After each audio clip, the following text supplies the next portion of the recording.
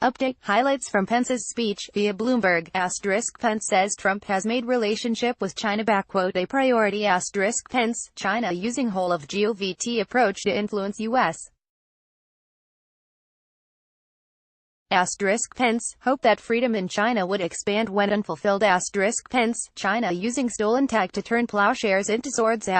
Pence, China policy has used currency manipulation, IP theft. Pence, China uses debt diplomacy to expand its influence. Pence, China extended lifeline to corrupt Maduro regime. Pence says China is meddling in American democracy. Pence says what Russians doing pales in comparison to China. Pence, U.S. will assert American interests across Indo-Pacific. Pence calls for Google to end Dragonfly app development so that confirms that China is the new enemy number one. She is the new Putin. The White House is about to ratchet up tensions possibly far beyond what they already are amidst the ongoing U.S. trade war with China. At 11 a.m.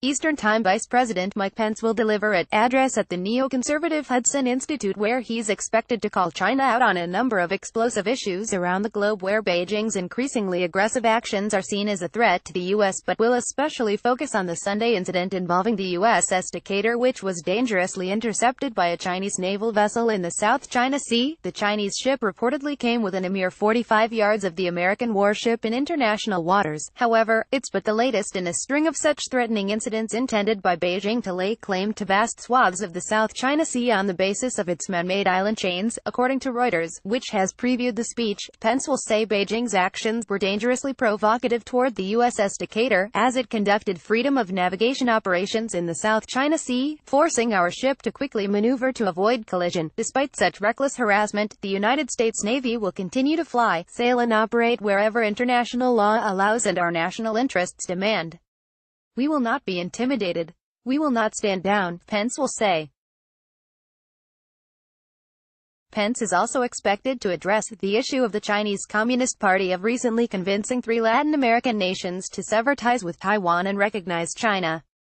Pence will address the issue in the following: these actions threaten the stability of the Taiwan Strait, and the United States of America condemns them. And while our administration will continue to respect our One China policy, as reflected in the 3 joint communiques and the Taiwan Relations Act, let me also say that Taiwan's embrace of democracy shows a better path for all the Chinese people, he will say. Meanwhile, President Trump signaled recently that he hopes to cool tensions by calling Chinese President Xi Jinping a friend even after he hit China with tariffs on $200 billion in goods. However, at a news conference last week in New York, Trump said, "Maybe he's not anymore, I'll be honest with you." During a UN General Assembly meeting, Trump had shocked diplomats and heads of state by leveling the charge of election meddling in November's midterm elections, a charge which Beijing rejected. Pence will further address China's expanding economic influence worldwide, which the White House accuses of using debt diplomacy to pressure countries to conform to Beijing's policies. Today, that country is offering hundreds of billions of dollars in infrastructure loans to governments from Asia to Africa to Europe, even Latin America. Yet the terms of those loans are opaque at best, and the benefits flow overwhelmingly to Beijing, he is expected to say. This includes China extending up to $5 billion in loans to the corrupt and incompetent Maduro regime in Venezuela, which can be repaid with oil.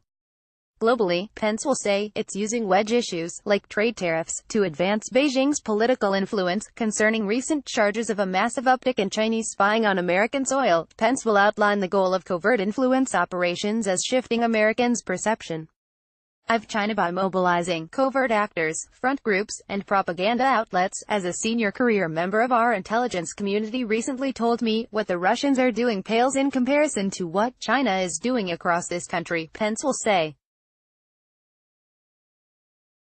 This will include specific accusations of unprecedented economic involving leveraging their desire to maintain their operations in China. In one recent example, they threatened to deny a business license for a major U.S.